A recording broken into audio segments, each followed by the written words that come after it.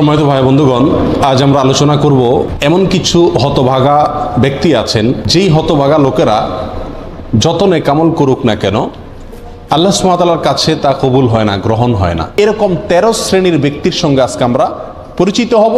এই 13 ক্যাটাগরির কোনো একটিতে যদি আমরা কেউ থাকি, তাহলে ইবাদত কবুলের যে মৌলিক শর্ত আছে সেই শর্তগুলো পাওয়া সত্ত্বেও আল্লাহ সুবহানাহু ওয়া তাআলা আমাদের ইবাদত গ্রহণ করবেন না। তার ভিতরে 1 নম্বরে যে ব্যক্তির কথা বলবো সেটি সুনানে নাসাইতে বর্ণিত হয়েছে। নবী আলাইহিস সালাম বলেছেন, কোন ব্যক্তি ইসলাম গ্রহণ করলেন, আগে তিনি অমুসলিম ছিলেন, ইসলাম গ্রহণ করার পরে যদি আবার সে শিরকে ফিরে যায়, আবার তিনি যদি শিরকে লিপ্ত হয়ে যান, তাহলে তার কোনো আমল আল্লাহ সুবহানাহু ওয়া তাআলা গ্রহণ করবেন না। যদি সে শিরকে লিপ্ত হওয়ার পরে তওবা করে আবার মুসলমানও হয়, তবুও তার আমল গ্রহণযোগ্য হওয়ার জন্য শর্ত হলো হাত্তা ইউফারিকাল মুশরিকিনা ইলাল মুসলিমিন। সে মুশরিকদের দল, মুশরিকদের দেশ, মুশরিকদের সমাজ ত্যাগ করে মুসলমানদের সমাজে আসার আগ পর্যন্ত তার কোনো আমল গ্রহণযোগ্য হয় না। তাহলে একজন অমুসলিম, তিনি মুসলিম হলেন, ইসলাম গ্রহণ করলেন, ইসলাম গ্রহণ করার পরে আবার তিনি অমুসলিম হয়ে গেলেন, এরপর যদি আবার তিনি মুসলমান হয়ে যানও কিন্তু অমুসলিমদের মধ্যেই তিনি অবস্থান করেন, তাহলে তার আমল আল্লাহ তাআলা গ্রহণ করবেন না। তার আমল গ্রহণযোগ্য হতে হলে তাকে মুসলমানদের সমাজে এসে প্রবেশ করতে হবে, বসবাস করতে হবে। এর ফলে সেই ইসলামের উপরে টেকা তার জন্য কি হবে? সহজ হবে। নাম্বার 2 এবং 3 এই দুটো পয়েন্ট বর্ণিত হয়েছে আবু দাউদ এবং সহিহ ইবনে খাজামা বর্ণিত এক হাদিসের মধ্যে। নবী আলাইহিস সালাম এখানে এই হাদিসে 2 ব্যক্তির কথা বলেছেন, যে 2 ব্যক্তির আমল আল্লাহ সুবহানাহু ওয়া তাআলা কি করবেন না? কবুল করবেন না। কারা তারা? নবী আলাইহিস সালাম বলেছেন, ওই ব্যক্তির সালাত আল্লাহ সুবহানাহু ওয়া তাআলা কবুল করবেন না যে সালাত পড়তেছে পবিত্রতা অর্জন করা ছাড়া। তার মানে পবিত্রতা অর্জন করা সালাতের জন্য পূর্ব শর্ত।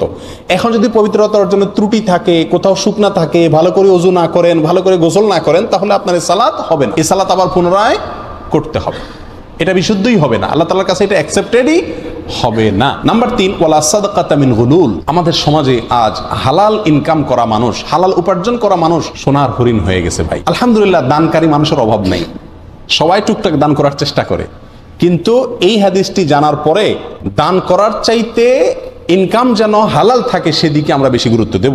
নবী আলাইহিস সালাম বলেছেন, অবৈধ সম্পদ আত্মসাৎ করে যে সম্পদ কামাই করেছেন, হারাম উপায়ে যে সম্পদ কামাই করেছেন, সেই সম্পদ দিয়ে যদি আপনি সাদকা করেন, দান করেন, এই দান কবুল হবে না, এটা আল্লাহর কাছে গ্রহণযোগ্য হবে না। তাহলে 3য় ব্যক্তি হলেন ওই ব্যক্তি যে ব্যক্তি হারাম পথে উপার্জন করেন। নাম্বার 4, যার আমল ইবাদত কবুল হবে না, বিশেষ করে সালাতের কথা বলা হচ্ছে এখানে, সালাত কবুল হবে না, তিনি হলেন ওই মহিলা যে মহিলা সালাত আদায় করছেন অথচ তিনি খেমার পরেন নাই, অর্থাৎ ওড়না পরেন নাই।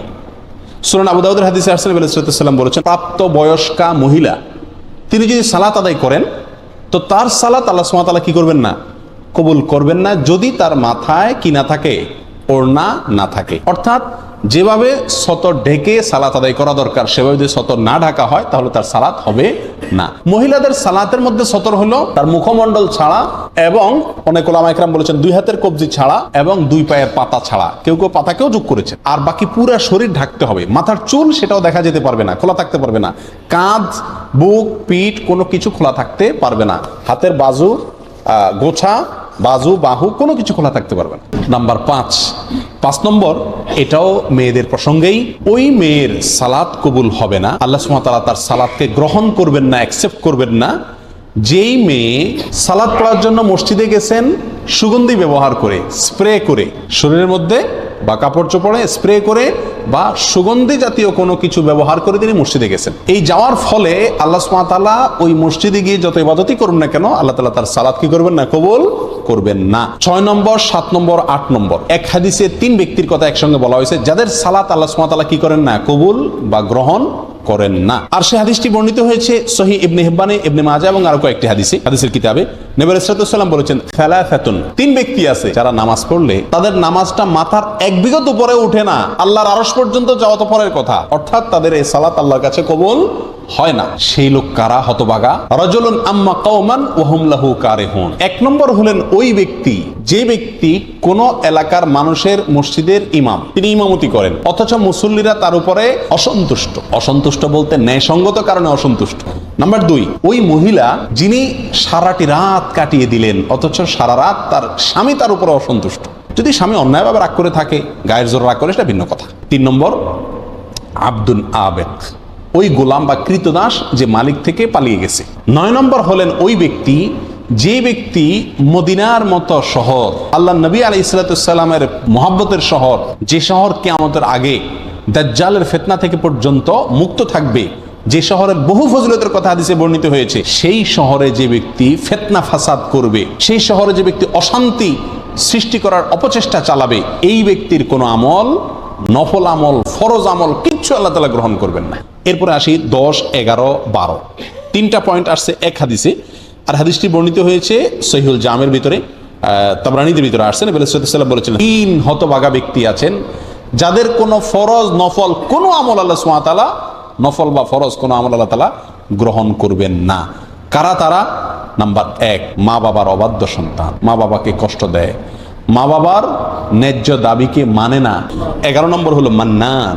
মান্নানকে, মান্নান হলো ওই ব্যক্তি যে ব্যক্তি দান করে খোটা দেয়। 12 নম্বর হলেন ওয়া মুকাযযিবুন বিল কাদার, যে তকদিরকে, ভাগ্যকে অস্বীকার করে, সেই ব্যক্তিরও কোনো আমল কবুল হবে না।